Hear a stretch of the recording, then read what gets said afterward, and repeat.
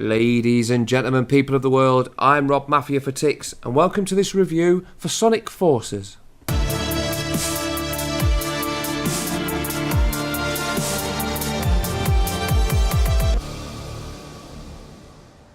The little blue hedgehog needs absolutely no introduction, really, does he?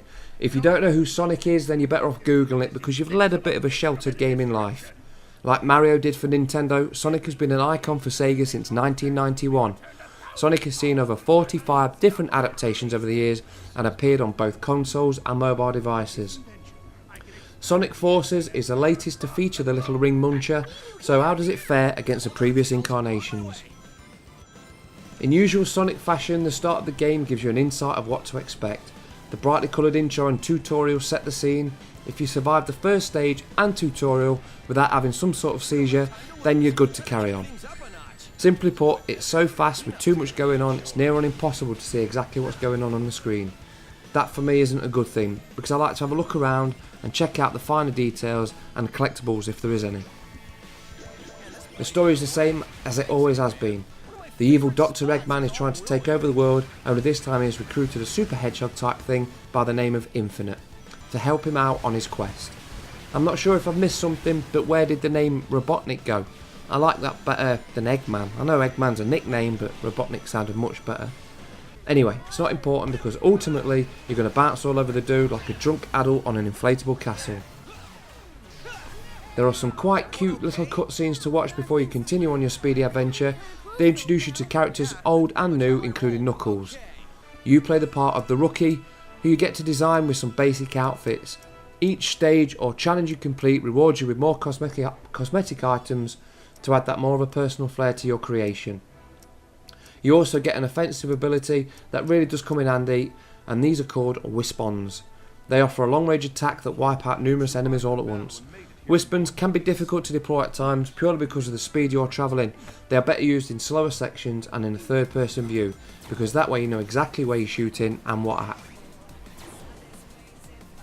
You also get to play with the updated Sonic, who has a double jump, but the classic Sonic also makes an appearance with his abilities hark back to the original version with a single jump and a spin attack.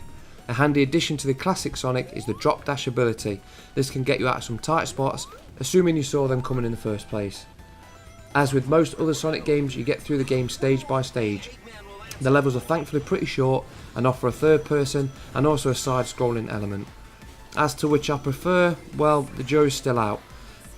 But it did offer a touch of nostalgia revisiting the Green Hill with classic Sonic. I did have some difficulty adjusting from 3D to 2D when it changed halfway through a stage, but I'm putting that down to age and my ability. I got bored quite quickly with Sonic Forces purely because of its repetitive nature. I remember playing the original Sonic and challenging myself to play through each stage without losing rings, and of course back in those days it was dying game over. Now though, and again I think due to age, Sonic Forces just isn't engaging enough to play any further. I'm not writing it off though, because I don't think Sonic Forces was aimed at a 38-year-old man, more an 8-year-old child with lightning reflexes and sharp eyesight. I'm not going to slate Sonic Forces for its visuals either, but you simply can't see them because you're moving too fast. Sonic Forces is basic in terms of graphical quality, but when all said and done, Sonic wouldn't look right using the latest Unreal Engine or 4K HDR, would it? Cool as that sounds. Sonic is a cartoon, and this game portrays him as it should.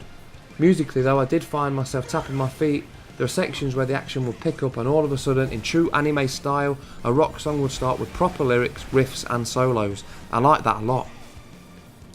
Playability though, Sonic is basic, and when things are moving as fast as they do, all you really need is a jump and a dash button, and with the odd attack thrown in if you get time. If you finish with max rings or in good time, then you can expect an excellent level rating too. Using the C, B, A and S ranking system, you do find yourself replaying levels to try and beat your previous time. Along with the ranking, there are also challenges for you to complete which offer their own reward. Given the fact that Sonic Forces have 40 or so stages, some optional, then there's plenty of challenges to keep you going. Overall, Sonic Forces offers nothing different to any other Sonic game of this type. It's merely a fast, linear race to the finish line, being careful not to lose your rings as you go. Boss battles are just a case of working out a pattern and beating them, and the rewards are simply generic offerings in a bid to make the game have you thinking you have actually options when you really don't.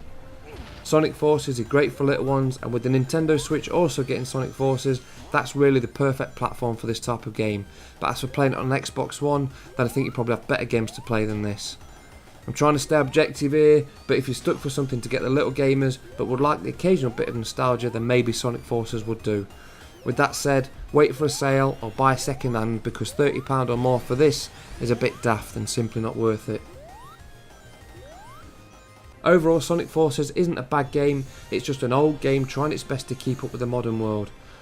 The current gaming generation have far more in-depth and engaging games to play, and I can't see that a little blue hedgehog from the 90s has much more left in him. With that said though, I have to take my hat off to the Sonic team as they keep ploughing on and keep trying, but maybe next time it will be the Sonic game that makes the difference and not a massive remake of Sonic games gone by.